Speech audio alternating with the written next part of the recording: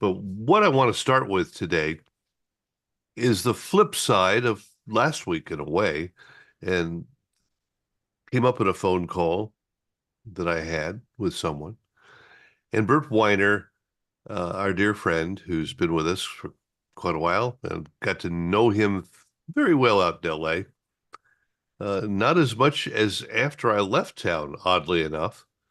But Bert used to go to the NAB all the time, and now he didn't go. And so we want to start with the thought of why I didn't go to NAB. As we were talking here before we got started, there were reasons to go to NAB, to see the new equipment, to see the people that manufacture it, and talk about why they did certain things and get the report and the reviews back from the field as to whether it was a good move or not. And there are sessions, several sessions, some of them with the PREC, some with the SVE, some with the NAB, all of which these engineering sessions, uh, well, we can talk about the quality of them in a minute. But Bert, let me turn to you first of all. Why did you not go to the NAB this year? Well, first of all, let me start out with this, my being asked to give a brief talk on why I didn't go.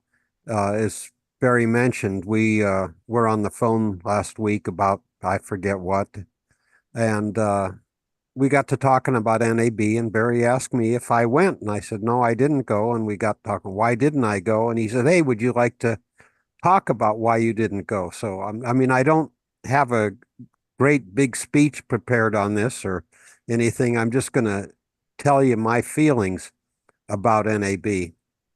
Yes, I used to go all the time. Uh, and it was, it was back in a time when I would be purchasing stuff for a group of stations and dealing with manufacturers, mostly on the antenna side and RF transmitters. Uh, but I've gotten kind of away from that side of it. I'm no longer a corporate chief or any of that. Been working for myself now for it's probably 45 years, close to 45 years. And at my age right now, I uh, have all the work I want, and you know, I don't want to get too busy because I fall down a lot. Um, but anyway, why didn't I go to NAB? Well, I read all of the trade magazines that come in, or I should say, I look at them, I glance them over. And in my opinion, I see so much hype that is really in my opinion, unrelated to the term broadcasting and what broadcasting used to be. I grew up in a time when radio was an art and a craft. And right now, uh, I really don't see that. Yes, we have fancy stuff. We have dashboards in cars. We have all these things that can distract you from driving and cause you to drive into other people. Uh, that doesn't do anything for me. It just, it's just to me, it's hype. It's a way to sell something that I don't know if there's a real demand for it. If you look at what's happening to radio, and what's happening to radio is what stations are doing to radio, and it's depressing to me. So, when I would go to NAB, I'd go to places like Kentronics. I would go to Nautel, maybe dealing with Telos a bit, and places that uh, were of interest to me. I wasn't looking at automation systems. Um, I spent a lot of time working in automation. I worked for Schaefer Broadcast Electronics.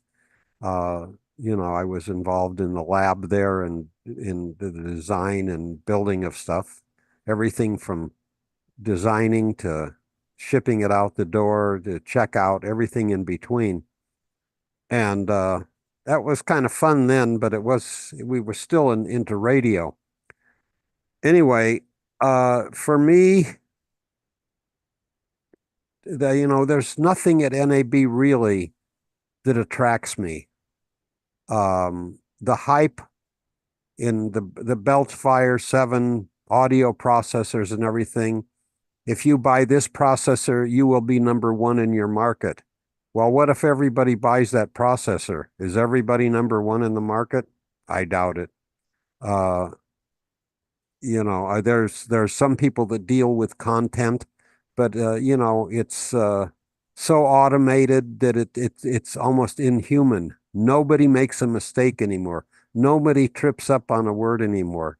People are not, it's not real. Now, that's my opinion and that's my feeling. And I'm just remember, this is a person that's old, senile, an old fart that's talking here. So, uh, that's that's why I didn't go to NAB. I just, it's expensive.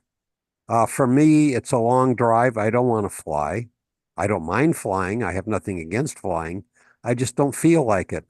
And for me, it's 275-mile drive, and that which is by itself anymore is expensive, and hotels are expensive.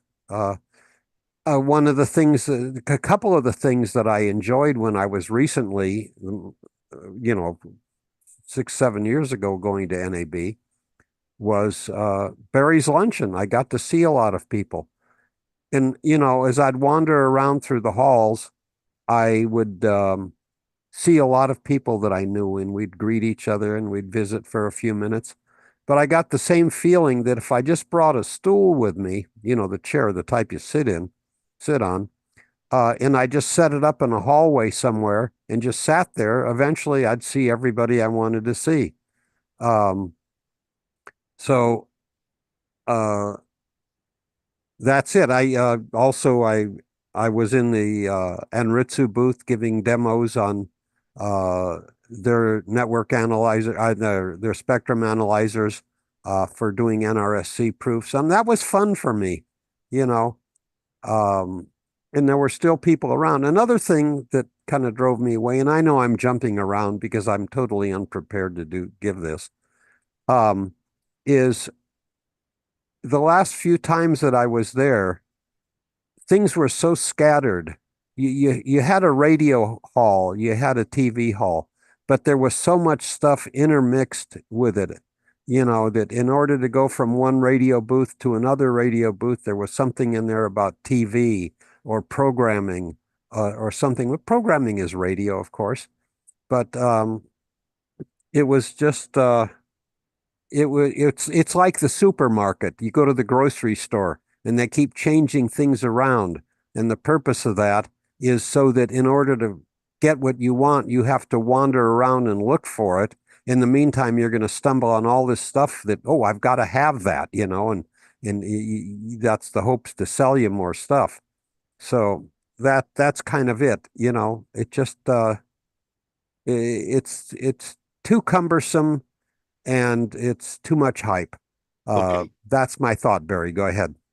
Okay, great. Let's start with just a couple questions, if you don't mind. First of all, when you worked with Schaefer, did you go up and man the booth? No, no, no. I was back in the Frankenstein's laboratory Okay. And so when you started going, why did you start going?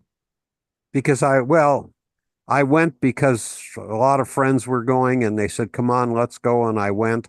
And there was a period of time when I went because I was a station owner.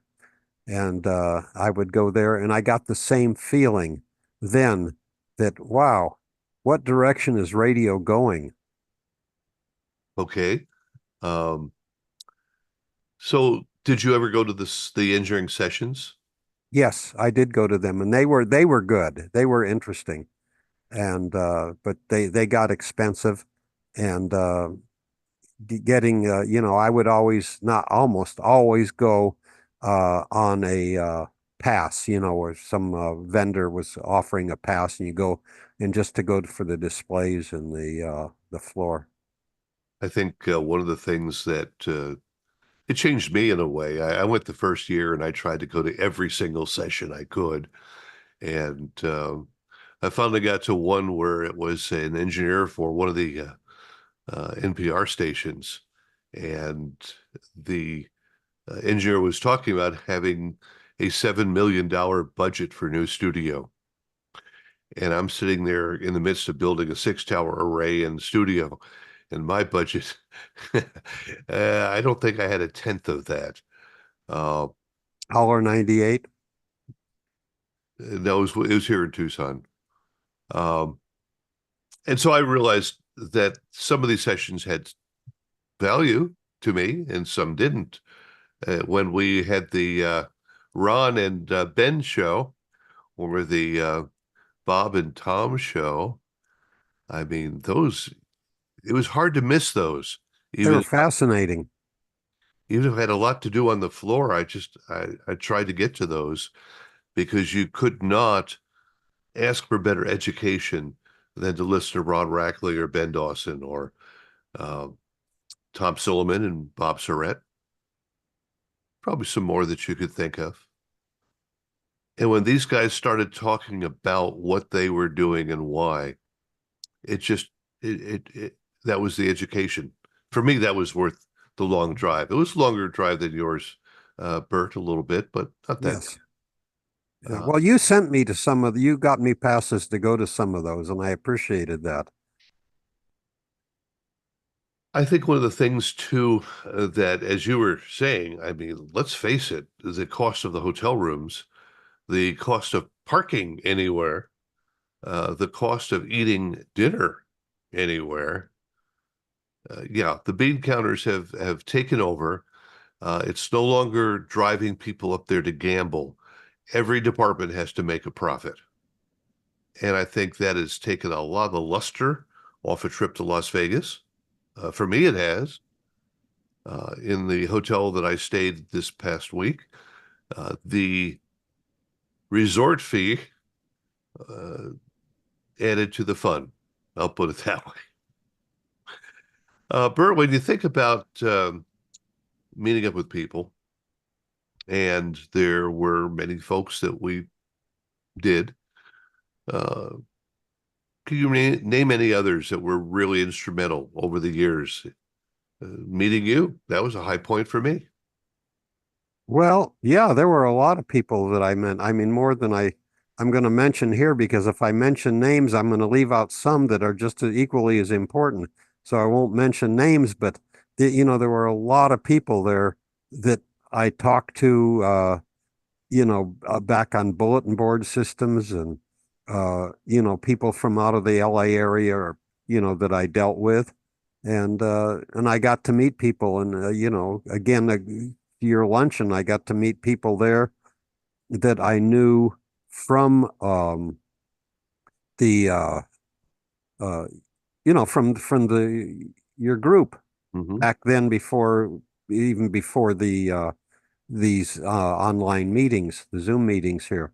And that was great and I enjoyed it. But I met with Ron and Ben and others, and I got to tell you, Ron and Ben have been great mentors to me over the years, and I enjoy seeing them. Stephen Lockwood, uh, those are people I really enjoy seeing, even if it's just for a minute or two. Fred Volken, who is not too far from me distance-wise, he's almost a neighbor.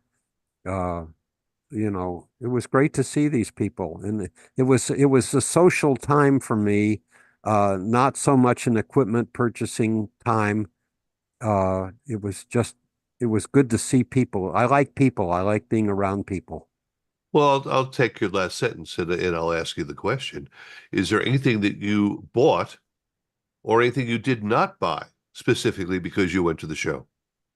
Well, there's a lot of things I didn't buy because I went to the show, but I would get involved in buying. I didn't buy at the show, but what I saw at the show: FM antennas, AM tuning units, RF related things, a couple of transmitters, things like that. Never in the automation. department or programming department.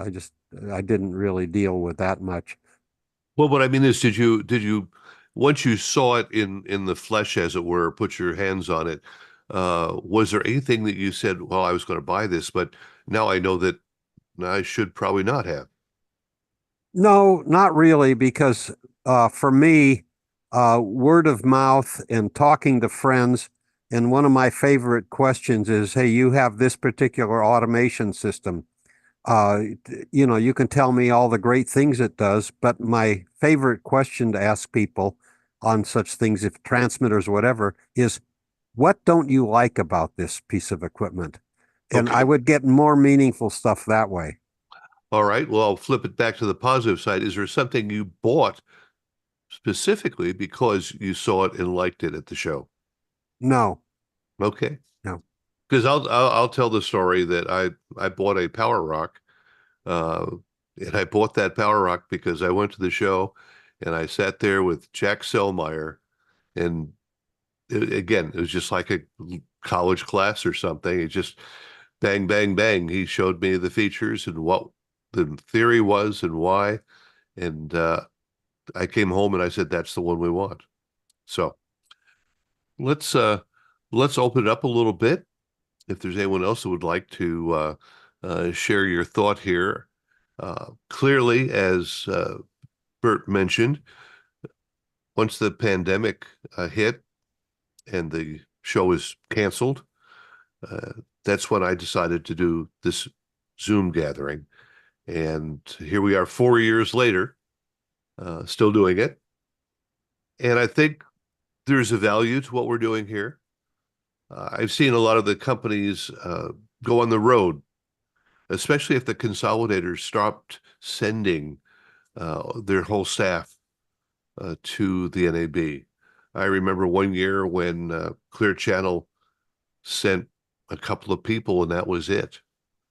But I remember also a year when Clear Channel brought almost everybody in and had their own engineering sessions, which I thought was very interesting. The company itself had rented a room in one of the hotels, and yeah, there was something specially crafted for the company and its employees. The trucks have gone round. I know Telos has done this. I know Broadcasters General Store has done it. Orban did it.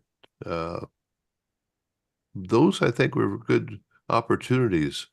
Uh, SAMS did one out here in the West, where Doug Tharp brought a lot of gear around. And I remember seeing a particular piece of gear that I liked, and I could feel it, and I liked it enough to recommend it.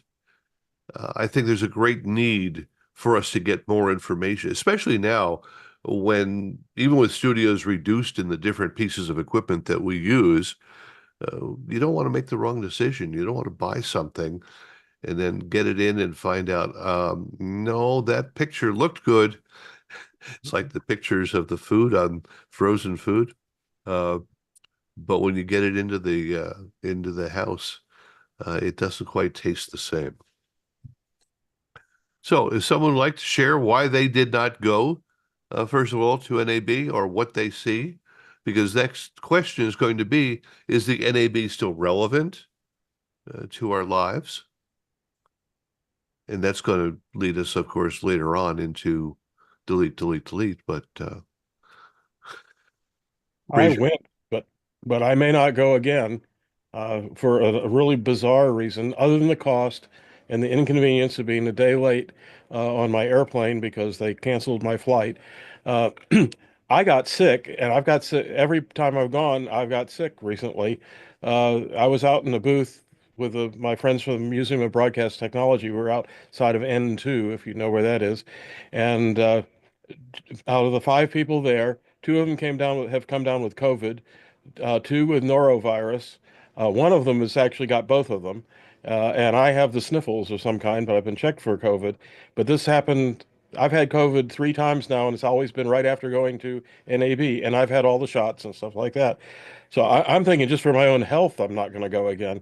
Uh, well, I'd like to live to be to some ripe old age. Uh, I don't know what NAB can do about Yeah, I skipped the first one after the pandemic and heard that in some booths, half the staff came home with COVID. it. Yeah, I did too. Um, It's not fun. I've come home with a flu from time to time, but I've tried very hard to avoid the most crowdiest situations, and so I've been a little more careful. And this year, I didn't get anything, but now you're the third person I know that fell with something. I know somebody else that went home early because of not feeling well. And yeah, not just because of COVID, but you have this is something that I don't know, most people don't stop and think about. But out of the 100,000 that used to show up, and it was 55,000 this year, and you have so many from other countries, that flu shot you got last fall does not cover the current flus that are coming in from the Southeast Asia, for instance. And it's not their fault, No. but it's It- the fact of the matter is that you're going to get yourself sometimes somewhere. I sat down in the press room one year, and the guy walks in, sits down to me, and starts coughing and hacking and snarking and hacking. And I held my breath, got up, and walked away very quickly.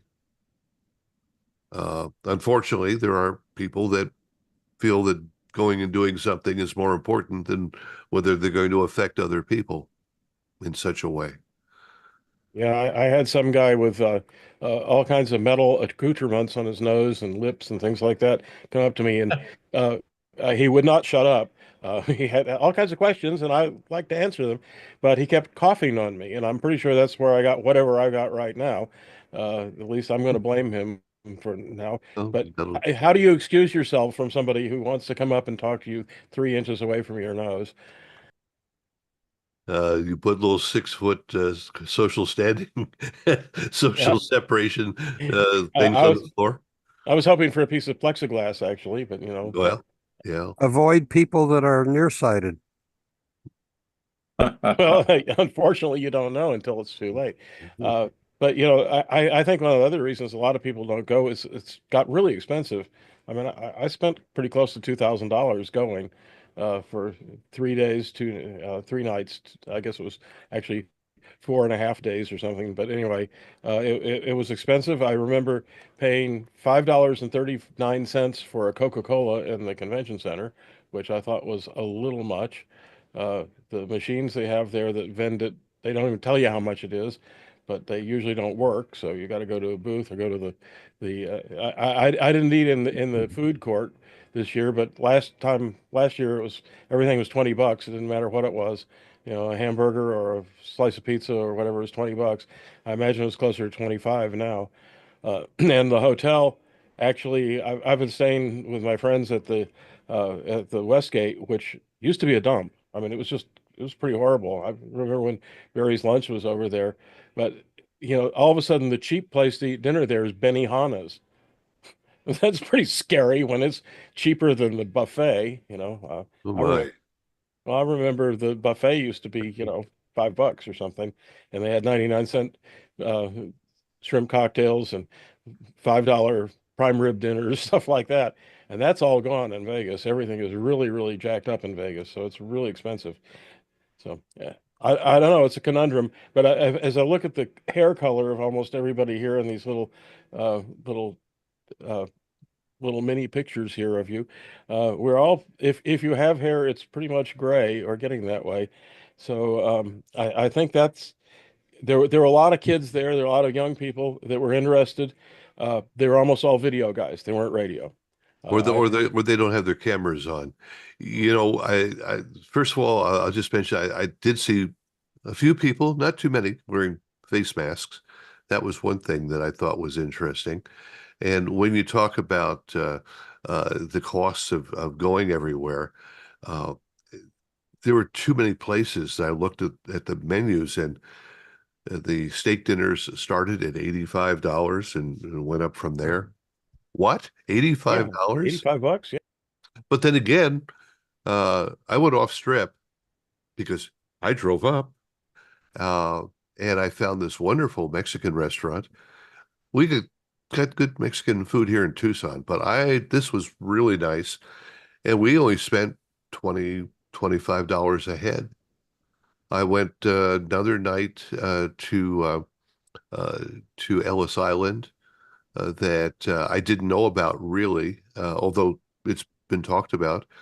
And they have a prime a rib dinner, uh, barbecue ribs that will fill you up. Total $20. There are some good deals left, but not many of them. They're just not real convenient to the convention center. Oh, that's the other thing we used to do, as Bert pointed out, a real in-person lunch gathering during NAB. It was Tuesday because that was the best day for it. And we went to the Riviera Buffet. And when the Riviera Buffet shut down, we tried the Westgate for a couple of years. Problem with Westgate, problem with the other nearby hotel, Circus Circus. I didn't try the Fontainebleau. They didn't have their buffet open at noon Monday through Thursday anymore. Uh, I guess that's a function of how people consume things. I don't know. Uh, but there was nothing that we could do, and that's why we did our pizza party on Monday night. Uh, but again, the thing that you find is that you turn around and going from the West Hall even to the North Hall, and two that you mentioned, Chuck, that was just outside the second door of the remodeled North Hall in the passageway there. There were basically four sections to the North Hall. I thought North Hall was darker and more, maybe it's because all the TV stuff was in there, but uh, I thought the West Hall was much more open. There certainly was less foot traffic comparatively. Uh, that was Since just it my. takes since it takes 30 minutes to get from the North Hall to the West Hall, if you're walking, that's part of it too. That I think that adds to the inconvenience. I actually rented a scooter because I have a bad knee and I didn't think that I wanted to go to the West Hall. I really did. A couple of times went, and the scooter it was a real adventure too. But it was at least it saved me, so I wasn't dead once I got to the West Hall. You talking about the stand-up one or the sitting one? I got a sitting Oh, scooter. okay. I found a Scooters of Las Vegas would deliver one for it was cheap. It was worth every penny. Yeah. Fred Morton. Hey, Fred. So nice to have you. He's on YouTube. He says, I used to go every year. Last visit was 2023, but the show specifically in Las Vegas in general has become almost impossible to justify, at least for me. Fred's from Oklahoma these days. Ron mentions here, I have a friend in Vegas that I could stay with in his apartment, which is a short walk to the tram. Well, that's not a bad deal. Um, I've had friends in Vegas over the years, but it seems like if you have a friend and you come up and you're not there except to sleep, it just seems a little harder to deal with. Ryan also says the last time he was in the Westgate, it was the Hilton. And yeah, there were years back when I started to go where you didn't have to go out to restaurants. After the show floor closed, you went to the Hilton, started on the top floors, and worked your way down, and you could stuff yourself silly with dinner and end up in the Swenson's ice cream place toward I don't know what they about eighth floor, 10th floor, somewhere there. That was always, but the hospitality suites have almost all disappeared. And they ranged from food to Continental would serve drinks, and then a few people would go off to dinner with their salesmen, things like that. I loved the Star Trek restaurant that was there, you know? Oh yeah, that was wonderful. I Well, got, the ABC, our hospitality suite served more food than most restaurants did, and it was good too.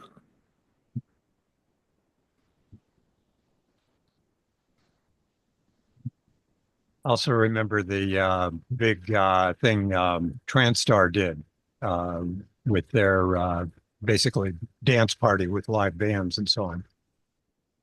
Harold, you were a vendor for many years. Yeah, you were talking about a vendor for at least 20 years. Yeah. Talking about people making a decision on buying something. One year we were just finishing the design of the DRC 190 remote control, and I was on a Thursday night. I'm debugging the software. This is the Thursday before NAB, and there's a bug in there that I just could not find. Finally, at 4 o'clock on Friday morning, I threw everything in the truck and drove to Las Vegas because we had to be unloaded by 5 p.m. on Friday. And I went and slept for a long time. And then Saturday morning on the show floor before the show opened, I had my software listing out. I had an EEPROM programmer, and I was going to patch this thing by hand and get it working. And a potential customer was the chief engineer of West Virginia Public Radio, managed to get in early and saw me working on this on the show floor. And he came back Sunday morning, and it was working. So he bought a big system. So that was nice. Well, Harold, I'm going to ask from the other direction, because most of the folks here have never had to deal with this. We can talk about the hotel costs and the food costs. What about the costs of getting on the floor and having a booth? It kept going up. Now, we're talking close to 50 years ago. And as I recall, our 10 by 10 booth was about $2,000. I'm sure it's a lot more now. We had to pay extra for carpet. We had to pay extra for a trash can. We had to pay extra for electricity and so on. So it did add up, and I'm sure now it adds up a lot more. Yeah. When I was editing Radio Guide and we had the booth, it was about $40 a square foot. And you had to pay for everything, as Harold just said. You want carpet, you wanted a table, you wanted a waste paper can, $25 a day. Yeah, and then once there was internet access was incredibly expensive, and if somebody ran a hotspot, they would get in trouble. I think it was like $6,000 was the opening contractor price for the internet. And yeah, you mentioned, and I think this is because you mentioned it, that you had to have everything delivered by Friday at 5. Because what happened if you were trying to get your materials in over the weekend? Yeah, they really wanted you to use their drayage service, and the drayage service was pretty good. But if you carried things in or carried things out, you'd get in trouble. Yeah. And the unions on the weekend, of course, you had to pay overtime and golden time. That was an issue. If you wanted to have electrical service, you had to pay for that. And you didn't get to plug into it. No, you got to have somebody plug it in for you. Yeah, back then we were able to plug our own stuff in, but yeah, it was fun. It could be fun. Probably a union thing. Yes. Yeah. Oh, yeah.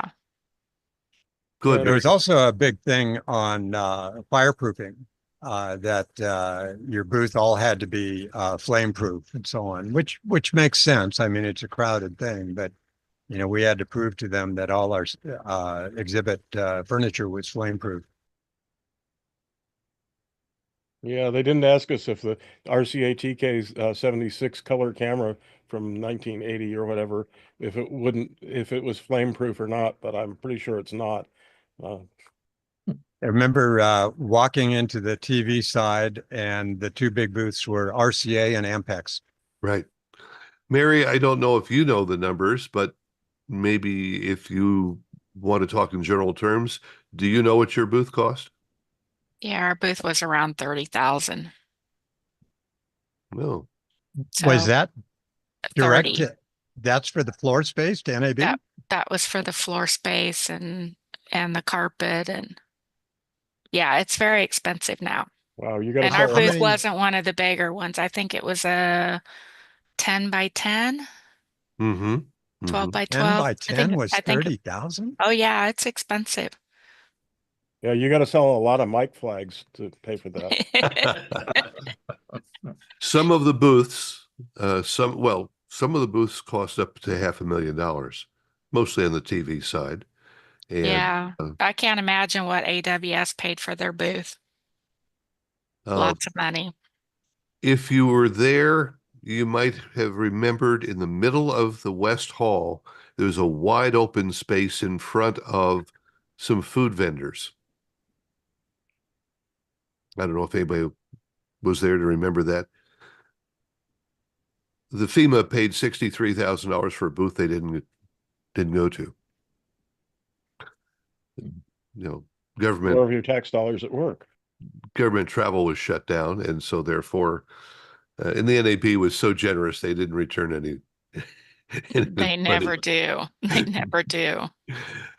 True. I know several companies that will not exhibit at NAB any longer because of what happened during the pandemic. They'd paid all the money for their booth, and when the convention was canceled, no, they didn't get a refund. We got ours applied to the show that happened after the pandemic. So if they didn't get that done, they probably didn't do what they were supposed to do because there was paperwork you had to fill out. Paperwork, and the one that I talked to said that he would get his back 1/3 at a time over the next 3 years. Oh, That's what I heard. Yeah. that's crazy because we got all of ours applied to the year after. Now, was a $30,000 booth worth it? For us, we about have to because we're not only a US company, but we're a Latin America company. So we do, it's about 75% Latin America and 25 in the US. Hmm. It was interesting. The BGS had I guess 10 by 10 over at North Hall, and they jammed in about 10 or 12 different companies. Yeah, you have to. Was it? Yeah, they do a lot of their Yes. own work too. Like they haul everything in, which is truly a pain in the butt that I've done it when I worked there, I did it, and the union guys harass you a lot, and you have to go in one door. It has to be on a cart, a two-wheel cart. Um, it's a lot of work and a pain in the butt. Yeah. I'm surprised they allowed a cart at all. I used to just have to carry it in. Well, you would go in one door one time, and then you'd try to go back in it, and they'd say, "Oh no, you have to go in this door." So they intentionally, I believe, made it a pain to Yeah. try to, so you didn't do that. I know that there was one year too, we had to pay $1,200 for a J box because we'd used like strips, which are not allowed. It has to be a J box. Mm-hmm. Yeah. Uh, One of the things that Harold that occurred over the years is they tried to hold the NAB show in Dallas. They tried to hold it in Atlanta. They gave up on Chicago because of the unions. And the other problem is that there was not as much exhibit space as there was in Las Vegas.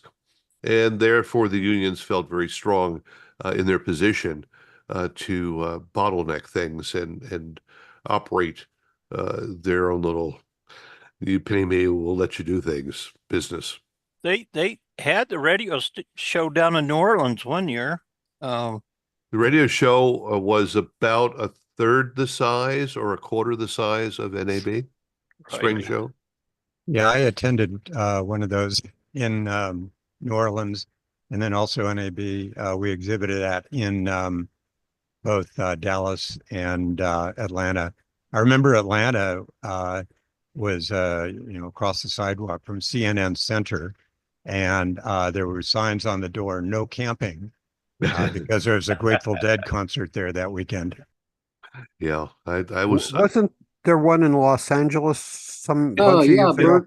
Bert, I was just about to say that. I went to that one in Los Angeles. It was at the Statler Hilton Hotel in downtown Los Angeles, and I forget what year it was, but somewhere around 1959, maybe. It was KPOL bought a 50 kilowatt General Electric transmitter, and I made it a point to go down there and see what we were getting. I wasn't chief engineer, but I was just interested. And so I do have a recollection of that being at the Statler Hilton in downtown Los Angeles. I think it was about 2004 that they were last in LA for a radio show. We went out and saw some things there. There was one in what, in Charlotte, was it?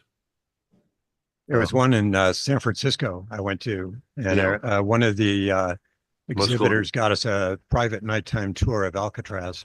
Yep, Moscone Center. There have been a number of them, again, because the radio show was much smaller than the spring show. But even then, it wasn't a cheap thing to do. I remember Wow. going to one or two of these things where the attendees outnumbered the exhibitors. I'll go to any show in New Orleans. Well, that was fun down there. Oh, yeah. it could be. There were a lot of neat things to see outside the show. Yes.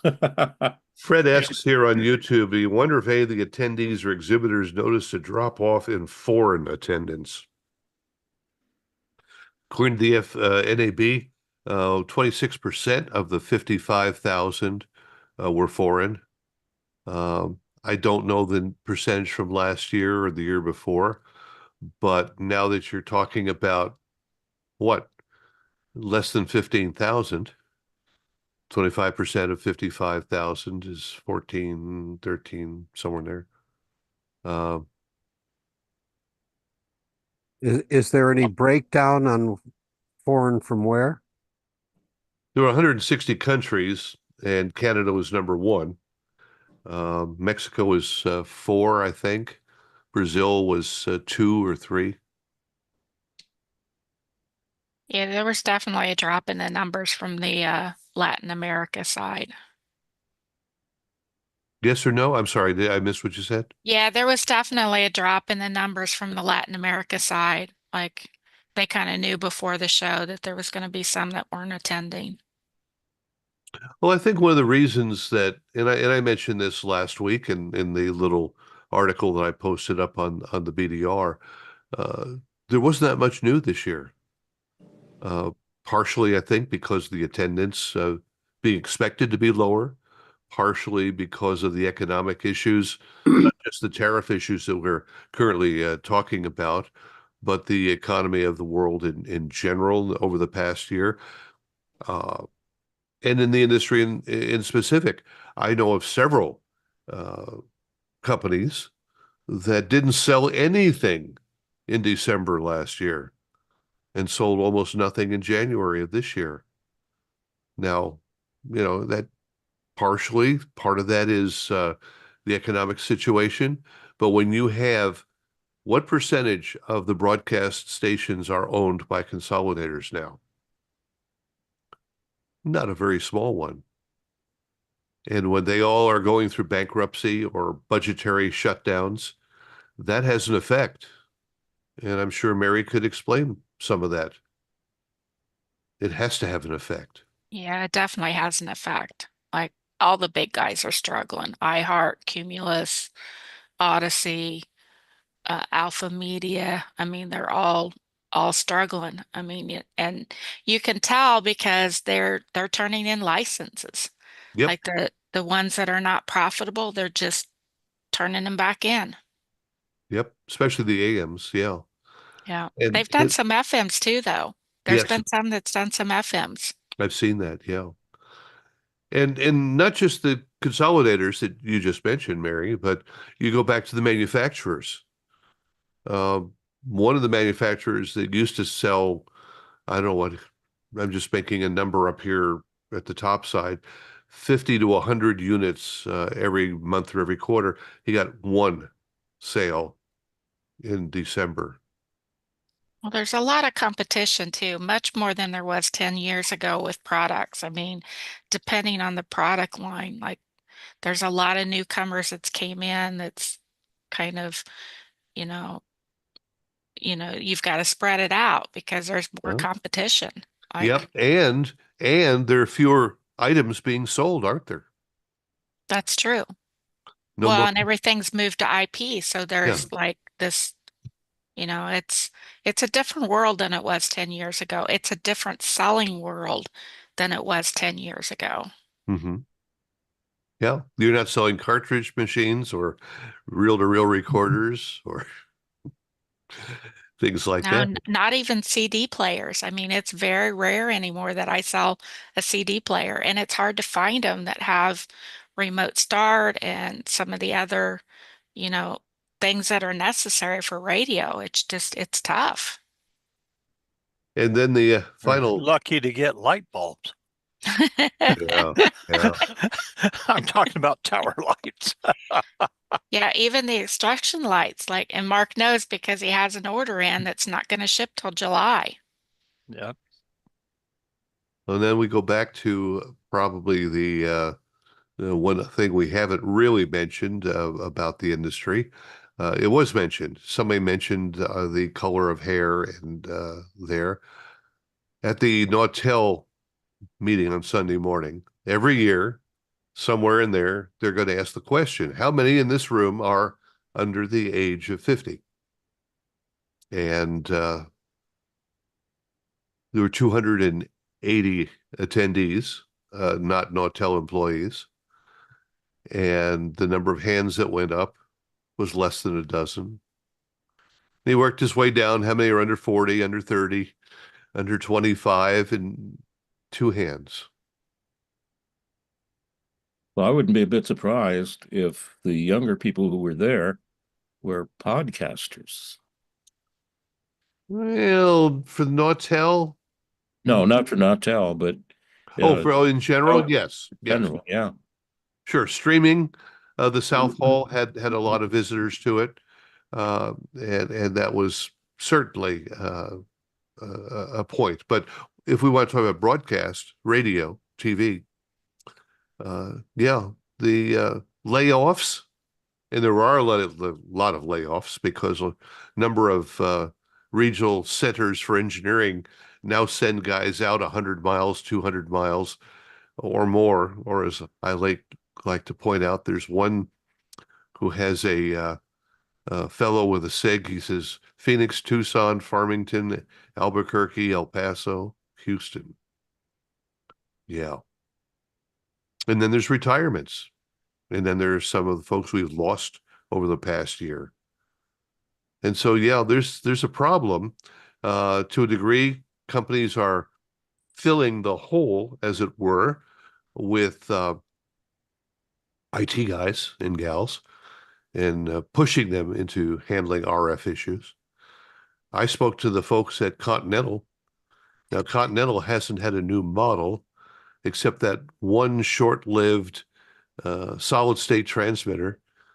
I don't know if they were out for more than a few months before they took them back. But they haven't had a new model other than that in 50 years.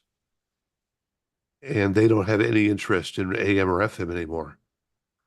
The guy told me we'll sell the parts that we have in stock until they run out. And that's about it. Service call. If you don't call Continental between 9 and 5, you won't get anybody. And that's, I don't know, where part of the industry is going. I know of at least one console manufacturer that is starting to charge for tech support.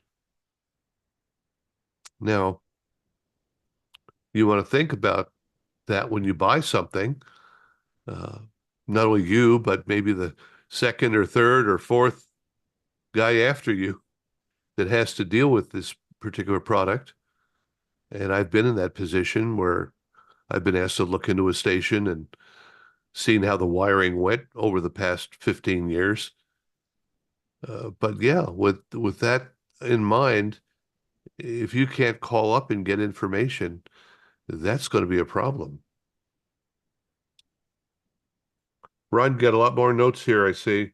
You were in Dallas, you did radio shows, you got a satellite uplink system at NAB Radio LA. Okay. Well, actually, my last show in New Orleans, for WOR, I wanted to bring some talent. The Dolans were more than willing to come. Joan Rivers would only stay. She had a favorite hotel, and it happened to be the Penthouse at $6,000 a night. Needless to say, Joan did not join us. Now those hospitality suites were not cheap either. No. Was they charge $4 a can for soda? And the minimum for just setting up the bar was $2,000, something like that. Well, I remember at XTRA and our syndication company, uh, they wanted to bring in alcohol from a local liquor store. Uh-oh. Only to find out that the hotel confiscated it uh, and then charged us to replace it. So you're at their mercy. It's probably one of the reasons that the hospitality suites slowly faded out at the spring show. They stayed on a little longer in the radio show, if I remember correctly. But it's much more a private one-on-one or take a group of folks out to dinner these days. Yeah, usually what I did was to have a hospitality suite because we really didn't have equipment to sell. And the last floor, I remember IGM loaned us an automation system, big iron. And we used that for the show. Okay. Anyone else want to comment about why they did or did not go to Las Vegas this year? I'll jump in if you don't mind. I went to NAB twice, I guess once in New Orleans and once in Vegas. And I forget, my first time was New Orleans. I was pretty amazed. I was excited. It was great. Had a wonderful time and everything. But the only reason why I went is because we were making a big purchase, whether that was a transmitter or a studio upgrade. Otherwise, just the cost is one thing. I don't know. I don't have the time to go. I've got so many things to do and I can't be away. This year I really had to go because we're making some plans for upgrades, but I couldn't go, so I sent a colleague. But it was expensive just for him to go, and it was very short, short, sweet, hit the ground, get what you got to get, and you're out. And it wasn't much time for fun. But boy, I've heard stories, and I'm real envious of all the things I used to hear. But yeah, I think NAB for me anyway is just going to be a place to go before you make a big purchase. But I don't think that's an every year thing, and I'm very thankful to have this and be a part of this, and at the very least to sort of hear stories, commiserate, but also learn a lot of good things too. So thank you for that. Well, thank you, George. Yeah, and you make a couple of very good points, and when you talk about it, there were over 1,000 booths, and you had basically what, 3 days? There was the fourth day, there's nobody there. The salesmen are walking around talking to each other. So if you went to a booth every couple of minutes, what could you wave hi and then move on? There is no way that I can see that you can go to every booth on the floor. It's just not possible. And to me, that's almost a reason why I think something like this is helpful. We can bring folks in and they can talk about these things, and we don't have to go stand in a crowded room or have a difficult time getting the attention of somebody to explain something, because that's what happens when it gets, the floor gets crowded. Oh, Barry, you just reminded me of something. When I became chief engineer at KFI, the general manager came to me and said, "I want you to go to the NAB." I said, "Oh, great." So he made the arrangements and took care of the paperwork and whatever. And I guess he put down MARV instead of MARVIN. And when I got over to the NAB, I was registered as Mary Collins. That's good. You don't look the part. So I forget how I handled that, but I think I went to the registration desk or something, said, "Hey, you got to change this." But I was kind of shocked when they handed me the badge, and I go, "Uh-oh." I enjoyed going to NAB every year while I was working at KFI, but then when I retired, I just figured this, I don't have a real need for it, and that what KFI was paying for it, so that was great. But on my own, I didn't want to pay for it, so my last NAB was the year 2000. Yeah, it can be expensive.